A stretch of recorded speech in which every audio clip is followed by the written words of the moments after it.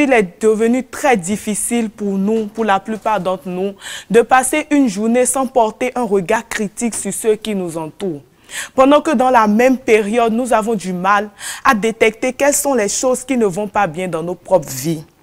Une époque où une jeune fille critique une maman dans le quartier qui est malheureuse dans son foyer, pendant qu'elle-même est fiancée à un homme qui la fera souffrir plus tard.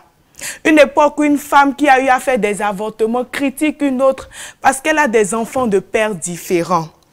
Aujourd'hui, je voudrais vous inviter à prendre plus le temps de faire le nettoyage dans votre propre vie, plutôt qu'à passer ce temps-là à critiquer la vie des gens et à chercher à repérer quelles sont les mauvaises herbes qui poussent dans leur jardin.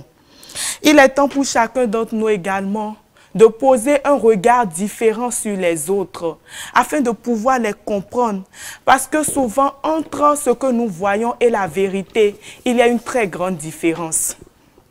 Par exemple, nous pouvons rencontrer un voisin qui ne nous salue pas, et nous le jugeons pendant que lui, préoccupé par un problème, ne nous a même pas vus. Nous pouvons juger quelqu'un qui vient de nous dépasser brusquement dans la rue, pendant qu'il est juste pressé d'aller rejoindre sa femme mourante à l'hôpital. Alors aujourd'hui, ce que je voudrais qu'on retienne, c'est que ce n'est pas parce qu'on ne comprend pas l'attitude d'une personne que nous devons lui coller automatiquement une étiquette. Très souvent, les gens ont juste besoin que nous puissions les écouter, les soutenir dans ce qu'ils traversent. Mais nous passons plus de temps à les accabler, à leur donner des leçons de morale, alors que dans nos vies, nous avons tous nos failles.